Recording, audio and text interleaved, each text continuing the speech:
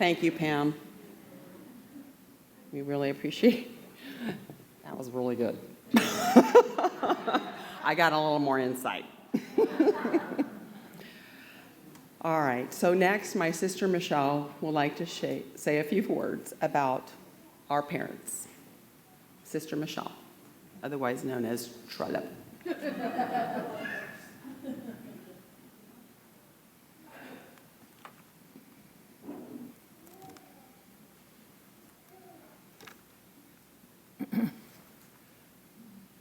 Well, I'll leave here today remembering that Elba and Mike had interesting, well-lived lives.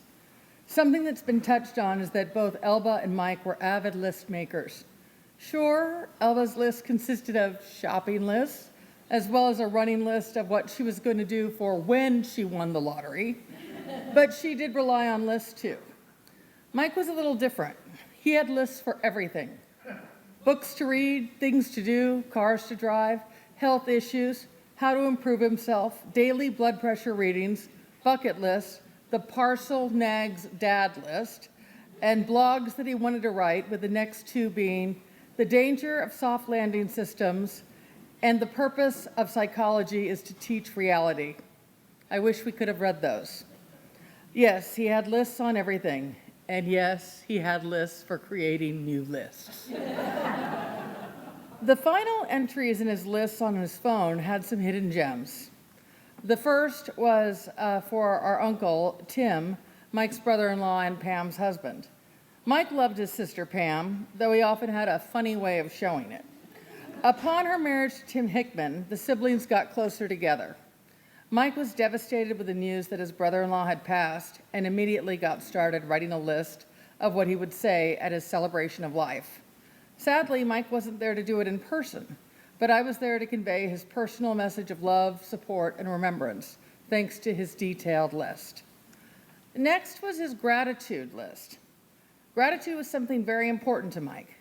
His personal gratitude list says a lot about him, and it might teach us some important lessons too. Number 1, Elba was beautiful, well cared for, and generally happy. 2, Elba was a wonderful wife for 50 years. Number 3, Parcel moved home. For those who don't know, that's me. Number 4, I survived 3/4 of a century. 5, I have a beautiful house, TV, car, and lodge. Number 6, I have a great car. 7, I have great friends. 8, I have fair health. 9, I have enjoyable jobs. 10, I have the ability to earn money.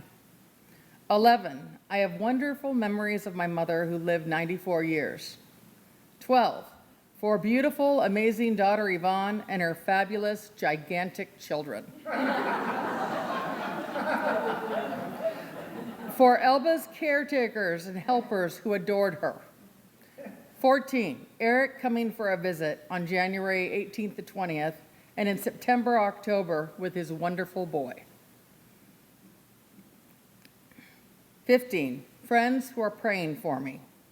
16, for baby Noel's fabulous sense of humor. 17, for the marvelous health care at UC Davis and for our extraordinary health insurance. 18, for this marvelous computer phone and how it's enriched my life. 19, when I'm told that Ian Diego looks like me. 20, for nurse practitioner Tara Martinez. 21, no cancer in bones or chest, 12721. 22, the Palomino room. If you guys don't know, that's the bar he built in the backyard to help deal with COVID. 23, Nordeman. 24, for magnificent allergist Dr. Hallett. 25, Courtney Williams, his financial planner. And his final to-do list had many of the usual things: pay bills, tour Parcel's garden, get financially solvent. But the most important thing to know is the last note he ever wrote, just hours before he passed, was to remind himself to call his son Eric. In the spirit of celebrating our parents, I created a top 12 life lessons from Elba and Mike Tompkins. Number 12, work hard, but make it look easy. Both Mike and Elba had the gift of impromptu speaking, and they could both rock it. But if given the time to prepare, both would meticulously plan and practice before working with any kind of audience. Elba would plan out her lesson plans while doing dishes every morning before school. She'd deliver her classes without a word out of place, and yet always making room for a new insight or joke. Anyone who'd ever seen Mike speak would think that he's not doing anything at all. His words could inspire, and he could usually win over the most hostile of audiences. He would get a consulting gig, fix the problem on day one by saying, "Now this is what you gotta do." The client would be delighted. The problem is that this advice was so effective based on his advice that, that the client may not need him anymore, and he lost the long-term contract. This happened more than once. Number 11, make every errand an experience. Elba and Mike never just went to the store. They never just went to McDonald's. They had an encounter at McDonald's. For both Elba and Mike, every outing was an experience. It was a chance to connect with other people and sometimes even make new friends. It wasn't surprising that so many shopkeepers would smile when they saw Mike or Elba enter their establishment. During a trip to Trader Joe's, I sent Dad into another aisle to pick up some cheese. A man complimented him on his selection, so Dad invited him and his partner over to the Palomino room to enjoy it with us. They came and had a wonderful time. For Mike and Elba, running errands was never tedious. Running an errand could always become an adventure. Number 10, be jealous of no one. Mom and Dad's circle was one of the most diverse imaginable. They had friends in high and low places, and they liked it that way. Envy was never one of their sins. In fact, they took pride in the success and accomplishments of others. When someone was a better singer or had more money, bought a fancy new car, published a book, or got a promotion at work, Elba and Mike were genuinely happy for the other person. When something bad happened, they empathized with the person that it happened to. They never celebrated the misfortune of anyone, except for perhaps some certain people in politics. Mike would say there's no cure for jealousy, so it's best not to feel that way in the first place. Neither Elba nor Mike would ever entertain a zero-sum game. There's always enough room for everybody to win. Number 9, guard your time. Everyone has some things in their lives that they do not want to do. But by and large, we have a choice as to where we spend our time and with whom we choose to spend it. Elba and Mike carefully curated the people to spend their lives with, and both were happy with this decision. Mike often said that relationships are about energy. When you're spending time with someone, you should feel better or at least the same. If you feel depressed or angry after being with someone, then that person is sucking up energy. Now, he made room for people having bad days, bad weeks, and sometimes even bad years. But if someone is sucking the life out of you, time and time again, it might be time to sever ties. Dad told Yvonne that if you have one or two close friends, then you're the luckiest person in the world. Dad and Mom were some of the luckiest people in the world because they had some of the best friends in the world. They had good friends because they were good friends. They suffered no fools because they chose not to. They guarded their time. Number 8, dish it out and take it. No one was ever safe for Mike's wit or a penchant for teasing. In fact, if he didn't make fun of you, then you could tell that he really didn't like you. What Dad liked better than delivering a great burn is when he got one back that really stuck the landing. His grandchildren were experts at this. He matched wits with most people in this room and usually came out on top with a better insult or one-liner to make everyone smile. Elba's wit was just as fierce. However, she'd save up her burns and serve them up ice cold. When Elba and Mike were at their favorite restaurant, Mexican restaurant, La Placita, the maitre d' would greet them and he would frequently banter with her in Spanish because he knew she was Puerto Rican. On one occasion, he asked her if Mike liked her Puerto Rican cooking. Elba replied, "Not really." The maitre d' turns to Mike and asks him why not, and Elba chimes in and says, "Because he's a bad husband."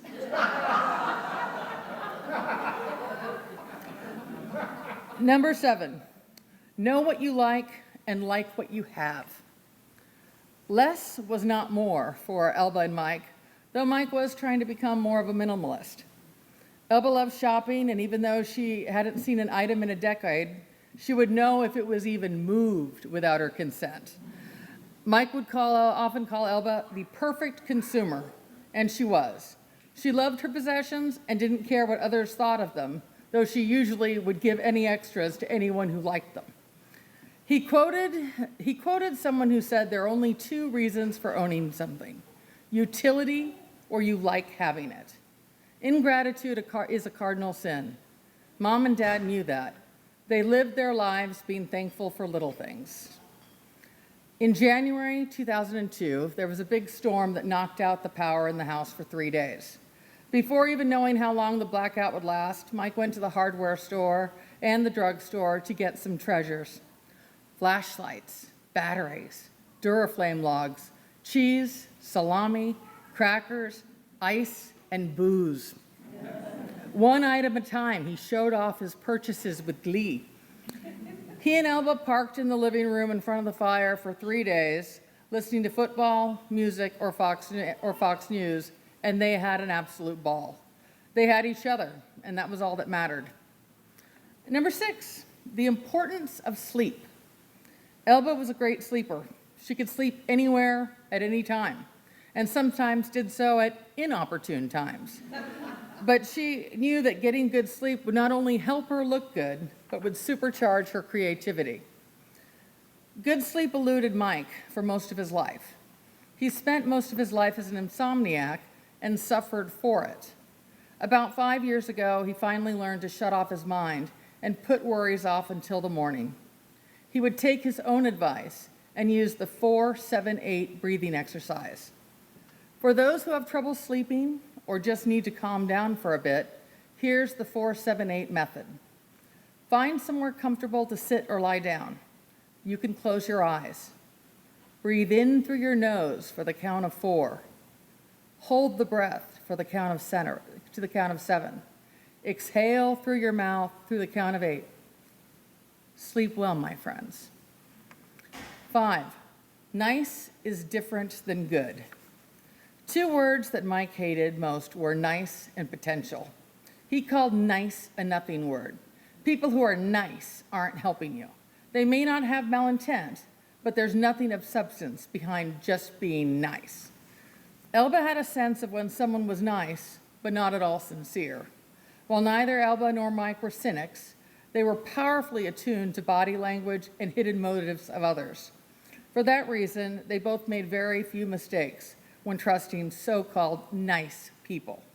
Seeking out people in every situation, including friends, family, acquaintances, colleagues, customer service workers, wait staff, medical professionals, and everyone in between who are kind, compassionate, loyal, durable, competent, patient, warm, and on and below the surface are good. Eschew nice. If you look for good, you will find it. And why did Mike hate the word potential? He said potential is what you lose with. You rarely hear of anyone speaking about potential for people who have exceeded it. Eschew potential. Instead, exceed expectations. Number 4, embrace vanity. Vanity might not be considered to be a virtue, but Mike and Elba relished being attractive people. It was one of their strengths, and they both knew it and felt no shame using it to their advantage. Mike was the only man in the history of the modern world who got custody of the master bathroom. He never found a mirror he didn't greet as a dear old friend. Elba loved beauty products and took extremely good care of her skin. She may have been called home far sooner than any of us would have liked, but in the end, her skin still looked fabulous. Take care of your skin, ladies and gentlemen. 3, never stop learning. Mike and Elba never stopped learning new things. Both were avid readers. As adults, both took classes to enrich their minds. Soon after retiring from St. Mel's, Elba took a variety of classes at American River College. Of course, she got straight A's. In one psychology course, she got the highest grade in the history of the class. Mike had to take CEUs in order to keep his psychology license up to date, and he found subjects that he wanted to learn more about. Such was the case with both of them. They were always open to learning new things through books, TV, other people. Mike and Elba were lifelong learners, and they were both, as both of them were teachers, they would share their knowledge when appropriate and sometimes when not. Number 2, be authentic. Nobody could ever accuse Mike or Elba of being phonies. They were unapologetic about their choices, interests, loves, and hates. While Elba was mysterious and kept to herself more than anyone else in the family, she never pretended to like anyone or anything she did not. She was guileless and was loved for that too. This lady was a tramp. It is surprising that Mike didn't have more enemies with his completely unfiltered commentary. However, it's hard to dislike someone who isn't trying too hard. Many people would call Mike a jerk, or several more colorful variations of that word, but he never shied away from showing his true self to anyone. Number 1, find joy every day. During the tough times, it could be almost impossible to find joy, but Mike and Elba always did, if even for a moment, and even at their darkest days. When hearing about a loved one's passing, they would weep, but they would quickly pivot to a funny story or something they loved about the person, or sometimes even let external stimuli lead them to laughter. On the morning of Elba's passing, arguably the worst day in Mike's life, the nurse took her vitals after she was already gone. When the thermometer read 78 degrees, Mike, who never left her side, said, "That doesn't look good." That caused the nurse and myself to break into unexpected laughter. They believed no situation was ever so bleak as they couldn't find something about it to make them smile. And their view on joy was contagious. As inappropriate as they often were, they not only felt joy, but they shared joy every single day. Find joy in your life, people. It always exists. Elba and Mike taught us so many lessons. We'll never forget them.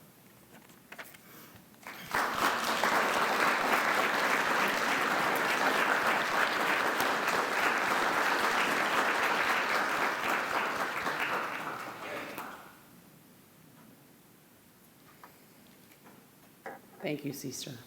That was awesome. We appreciate your words.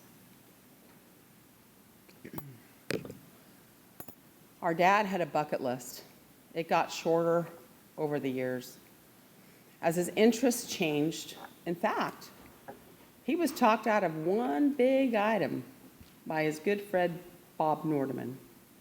Dad wanted to go on safari with the Fat Boys. Nord, who had been on safari, told Dad that he couldn't think of anyone who would like going on safari less than Dad would. Being 100 miles away from the nearest bar would make this trip unbearable for him. And at that moment, Dad swiftly removed going to safari on his bucket list, or from his bucket list. His last big bucket list item was to deliver a stand-up comedy routine. He worked it out and he practiced it. He had planned to go on an open mic night somewhere and deliver it. Dad never got the chance to perform it. We figured that his material was just too good to remain unheard. So our brother Eric will now perform Dad's original stand-up comedy routine. Ladies and gentlemen, give it up for Eric Oñate!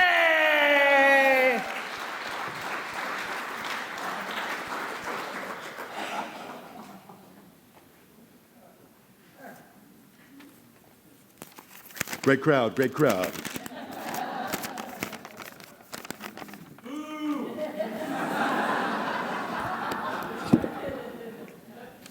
Tough room. What's the best invention in the world? GPS. That's good. That's a good invention. Anyone? Sliced bread, of course. The wheel. Very good. But not the best one.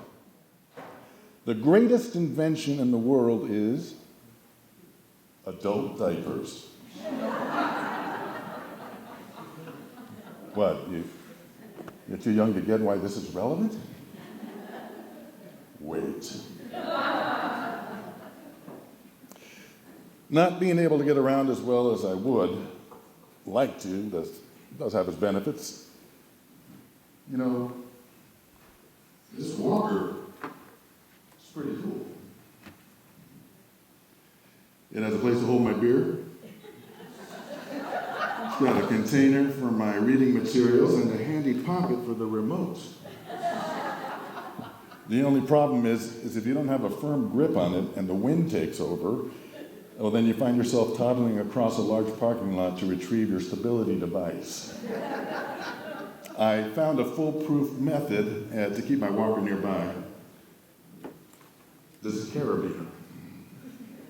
Snap that right on there. Reminds me of another piece of daily equipment. Most men wear belts. However, when a man gets to be a certain age or size, the belt doesn't quite cut it. Sure, you can put it below your stomach and risk losing your pants completely, or you can pull them over your gut, only to look really stupid. So the next logical choice is to invest in a pair of suspenders. The problem is that no one tells you that there's a learning curve when using these items. First, putting them on your pants isn't for the weak. One strap always ends up longer than the other, and if you miscalculate the length and you reach for something, the suspenders get disconnected, which is problematic because, one, it looks like you can't dress yourself. Two, if they're not connected, they're not doing the job they were supposed to be doing in the first place, and then there's first trips to the bathroom. Sometimes you forget you're wearing them, and you go to pull the pants down, and then they shoot right back up you and squish everything in the way. And then after you remember to pull down the straps before sitting down, and you accidentally step on the suspenders, you pull them all the way to the floor. But, after a year or two, you get the drift. A quick observation of what has changed with my medications since I turned 70. I used to have all of my pills for the day in a keychain that was the size of a small bullet. Now I have a complicated contraption that in theory has a container for every day of the week with one row for night and day, but that isn't how pill containers are used after 70. After 70, you have to take a full row of pills every day and every night. Growing old isn't for wimps. I recently lost my wonderful wife of more than 50 years. Yes, it is sad, and I do miss her terribly. But many people have asked me if I want to remarry. And while I have no intention of looking for a new wife at this time, I realize that I haven't been on the market over 50 years. So I may not be in the same bargaining position I was in my 20s. Of course, if I were to look for another spouse, she would have to be beautiful, smart, interesting, accomplished, and share similar values and a shared sense of humor. But the criteria for a new wife after 70 has some new requirements. Number 1, extensive knowledge of electronic devices as tutored by a 9-year-old. Number 2, a pulse. Number 3, hard of hearing. Number 4, impaired olfactory sense, for obvious reasons. Number 5, current CPR card, preferably EMT certified.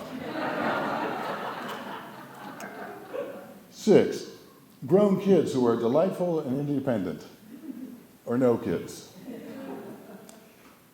Number 7, can deadlift 200 pounds.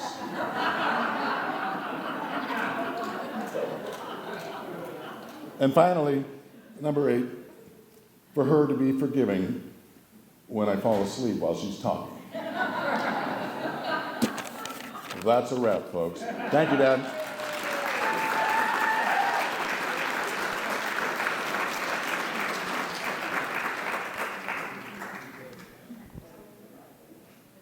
One final thing, we're going to show you a last video of Mike and Elba that shows them in better, happier times that wasn't so long ago. Thanks again.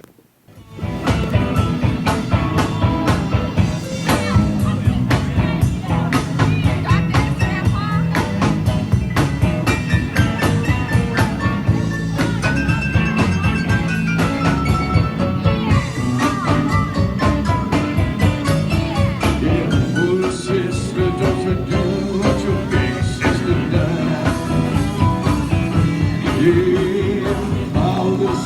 don't you do what your big sister done. Little sister, don't you do what your big sister done.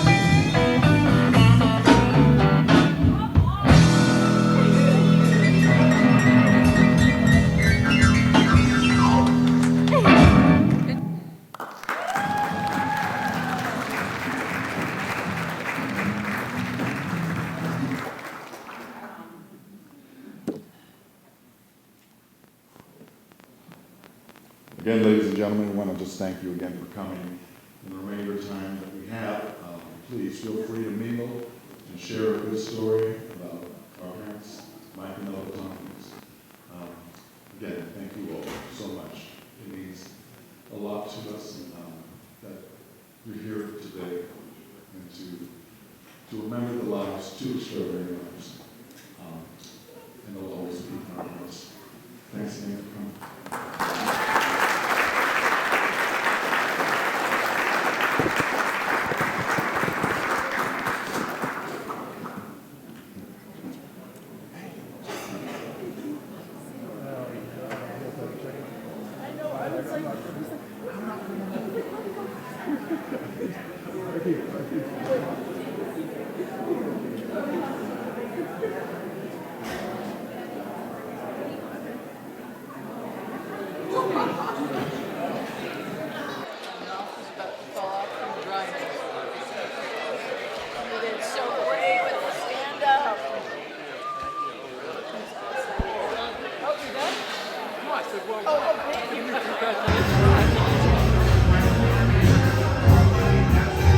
All right, younger generation, what did you take away from today? I learned a lot about my grandparents a little bit more than I used to. And I mean, it just really helped me understand their full life story, not from their perspective, but from other people's perspective. I definitely learned that you just need to appreciate life and the people that you meet along the way. I mean, all that really matters is the memories that you leave behind with everybody and who they think you are, you know, are you a good person in their eyes? And I think that's important. Could you repeat that,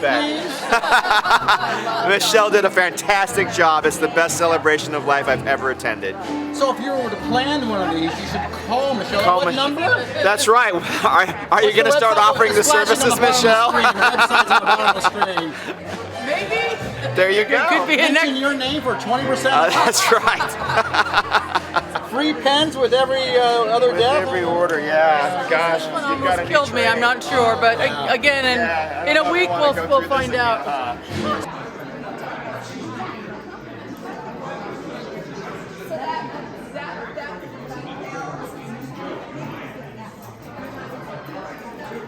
It's a good thing, right?